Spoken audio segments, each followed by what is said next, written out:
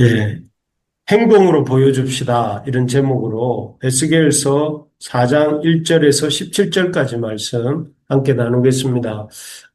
초등학교에 가면 교보제라는 것이 있죠. 이 교보제라는 것은 학생들의 배움에 이해를 돕기 위해서 사용하는 그 교육 보조 재료, 이걸 줄여서 교보제라 이렇게 합니다. 이런 교보제에는 교육 보조 재료에는 인형이나 뭐 또 지도나 또는 각종 도형이나 이런 다양한 것들이 많습니다. 이러한 보조제를 통해서 초등학교 학생들은 뭐 거리를 익히거나 또는 도형의 특성 같은 것에 대한 지식들을 이렇게 쉽게 취득하게 됩니다. 하나님께서는 이 에스겔 선지자를 오늘 본문에 보니 완악한 이스라엘 백성을 깨우치시기 위한 교보제로, 교육보조 재료로 사용하고 계십니다. 즉, 이 에스겔이 전하는 말만으로는 하나님의 말씀으로는 잘 실감하지 못하는, 이스라엘 백성이 잘 실감하지 못하는 그 하나님의 경고의 말씀을 에스겔이 직접 몸으로 이렇게 몸으로 행동으로 옮기게 하심으로써 백성에게 하나님의 이 경고의 말씀이 참으로 심각하다 하는 것을 깨닫도록 하기 위해서 이 에스겔 선지자를 교보제로 이렇게 사용하시는데요. 그 구체적인 모습을 보면 첫째는 토판에다가 그림을 그리게 하시고 또 철판을 둘러싸게 하시는 일입니다. 여기 1절에서 3절까지에 나오는데요. 제가 한번 읽어보겠습니다. 너 인자야 토판을 가져다가 그것을 내 앞에 놓고 한 성읍 곧 예루살렘을 그 위에 그리고 그 성읍을 에워싸되 그것을 향하여 사다리를 세우고 그것을 향하여 흙으로 언덕을 쌓고 그것을 향하여 진을 치고 그것을 향하여 공성태를 둘러세우고 또 철판을 가져다가 너와 성읍 사이에 두어 철벽을 삼고 성을 포위하는 것처럼 에워싸라. 이것이 이스라엘 족속에게 징조가 되리라 이렇게 되어 있습니다. 여기에 보면 하나님께서는 에스겔 선지자에게 토판을 그 흙으로 된 판에다가 예루살렘 성읍을 그리게 하시고 또 그 성읍을 이렇게 이 사다리와 이렇게 그 성벽을 무너뜨리기 위한 무기인 공성태라는 것을 그 성벽 주변에 에워싸고 그리게 하시고 그리고 철판으로 이 토판에 그려진 예루살렘 성을 두르게 하셔서 이렇게 두르게 하십니다. 이 그림은 이 토판에 그려진 그림과 어떤 공성태와 또 이런 사다리와 그리고 철판은 다 무엇인가 하면 앞으로 7년 후에 지금이 593년경이거든요. 593년경에서 그 앞으로 7년 후인 586년에 기원전 586년에 있게 될 바벨론의 3차 공격의 상황을 그림으로 그리게 하신 것입니다. 그래서 그때에 예루살렘 성이 바벨론군에 의해서 포위를 당하고 온갖 무기로 공격을 받게 될 상황을 그래서 완전히 내부로부터 고립되게 될 그 상황을 이렇게 그림으로 그리고 철판으로 두르고 또 사다리와 공성태를 그려서 묘사한 것입니다. 그래서 그때는 1차, 2차 때와는 달리 이 바벨론의 3차 공격 때에는 바벨론 군대에 의해서 예루살렘 성이 완전히 포위되고 그 바벨론 군대의 공격에 의해서 예루살렘 성벽이 무너지고 이렇게 말 것을 경고하고 계시는 것입니다. 그렇기 때문에 더 늦기 전에 시간이 6년, 7년이라도 남아있을 이때에 죄악에서 돌이켜 하나님께 돌아오라 하는 이런 경고를 이러한 토판과 철판을 통한 경고를 주신 것입니다. 두 번째는 에스겔 선지자가 그 누워 있는 것인데요. 그 자신의 몸을 줄로 묶고 왼쪽으로 390일, 오른쪽으로 40일, 뭐 대략 한 14개월 정도를 이렇게 누워 있도록 하신 것입니다. 줄로 몸을 묶었으니까 몸을 이리저리 움직일 수 없는 상태입니다. 그런데 그런 상태에서 몸을 제대로 못 움직이는 상태에서 오른쪽으로 300, 왼쪽으로 390일 그리고 오른쪽으로 40일을 세워서 이렇게 있는다는 것은 보통 쉬운 일이 아니었을 것입니다. 보통 어려운 일이 아니었을 것입니다. 하지만 하나님께서는 이를 통해서 에스겔 선지자의 이런 기이한 몸을 줄로 묶고 오른쪽으로 40일, 왼쪽으로 390일을 머물게 이렇게 있도록 하신 것은 그것을 통해서 이스라엘 백성이 지은 죄악 때문에 이런 그런 고난, 어떻게 꼼짝없이 묶여서 아무것도 할 수 없는 상태로 있는 시간들이 있게 될 것을 이렇게 보여주신 것이죠. 그래서 390일과 40일은 각각 해석하기를 이스라엘 역사 390년과 또 광야 40년을 합친 그 기간입니다. 그래서 과거 이스라엘 백성이 이렇게 하나님 앞에서 죄를 지은 시간들을 합산해서 하나님께서 포로가 되어서 붙들려서 아무것도 할 수 없는 시간들을 보내게 될 것을 이렇게 경고하신 것입니다. 마치 만유인력의 법칙을 무시하고 어떤 사람이 4층 옥상에서 뛰어내리면 어떻게 될까요? 그 사람의 다리가 부러지든지 아니면 더 심각한 부상을 입게 되겠죠.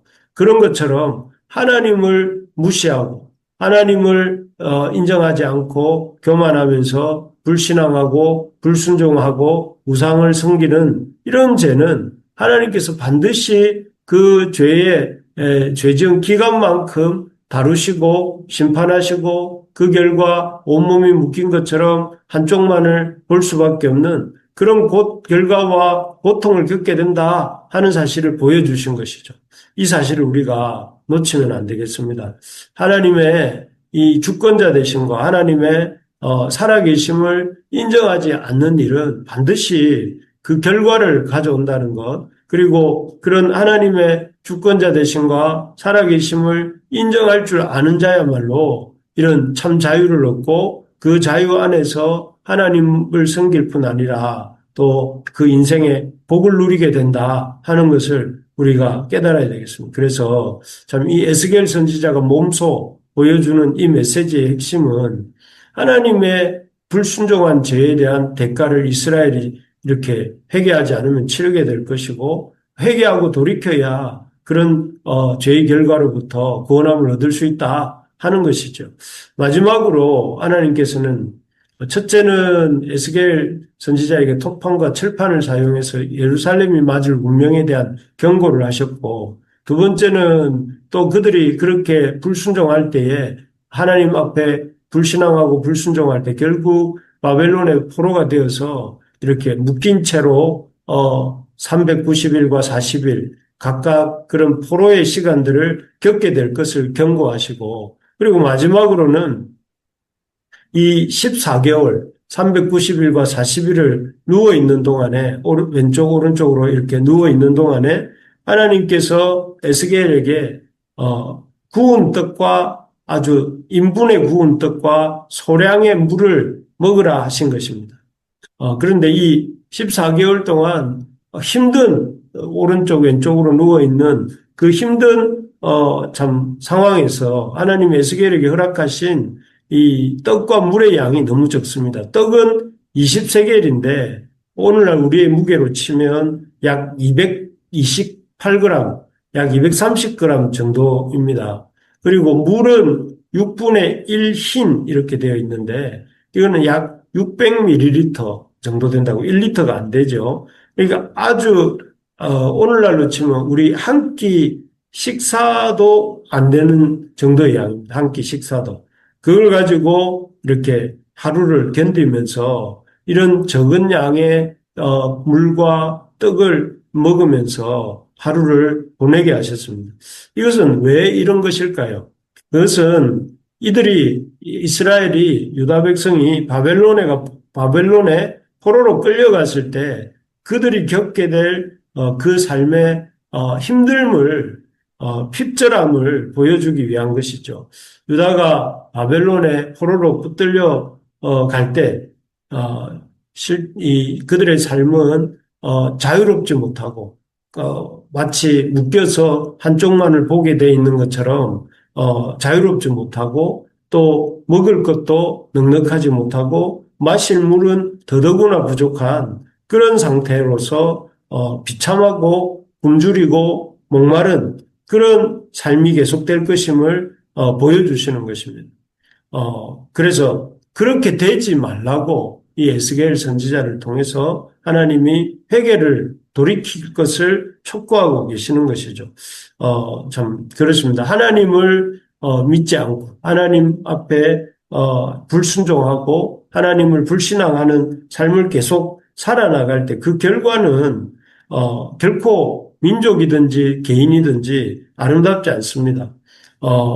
결국은 외부로부터 공격을 바벨론에 의해서 공격을 받고 또 이렇게 포로가 되고 아주 비참한 삶을 살게 되는 것처럼 개인도 하나님을 믿지 않고 결국 하나님 앞에 불순종하고 불신앙할 때에 그들 역시 하나님의 참 징계를 받게 되고 또 고통 가운데 거하게 된다 하는 것을 경고하시는 것이죠.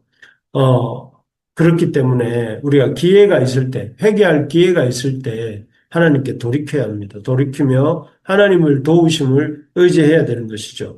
어쨌든 이렇게 하나님께서는 에스겔 선지자를 이 교육 보제, 보조 교재, 그러니까 교보제로 사용하셔서 이스라엘 백성이들에게 앞으로 6, 7년 후에 있게 될 바벨론에 의한 예루살렘의 침공을 경고하시고 또 이스라엘 백성이 돌이키지 않을 때에 하나님이 그들을 포로가 되게 할 것이며 또 그리고 그렇게도 또 회개하지 않을 때에 포로가 된 상태에서 극심한 어떤 물과 음식의 부족과 육체의 고통을 겪게 될 것을 경고하시는 것입니다.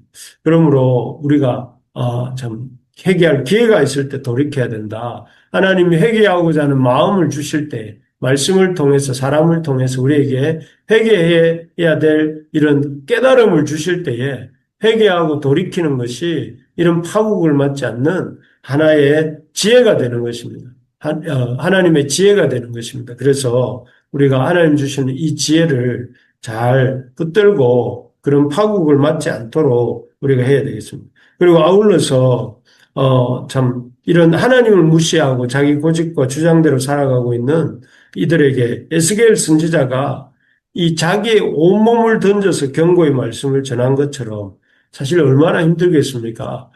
이렇게 모로 누워 있는 것도 힘든 것 같고 그 기간 동안에 거친 음식과 부족한 물을 먹는 것도 너무너무 힘든 일이지만 이 에스겔 선지자도 자신의 동족의 그런 파국을 막기 위해서 그들을 경고하기 위해서 하나님 말씀에 순종하여서 온 힘을 다해서 이렇게 순종하고 있는데 이런 에스겔 선지자처럼 우리도 이 시대에 우리의 가족과 또 우리의 이웃과 이 시대에 우리와 함께 살아가는 이들에게 그들이 파국에 도달하지 않게 우리의 삶을 다해서 우리의 힘을 다해서 하나님이 어떤 분이신지 하나님이 보내신 그리스도이신 예수가 어떤 분이신지 또 그 예수님을 믿고 하나님 나라 복음으로 어떻게 살아가야 되는지를 힘써 전하는 저와 우리 부르심의 가족들 될 수 있기를 주의 이름으로 축복합니다.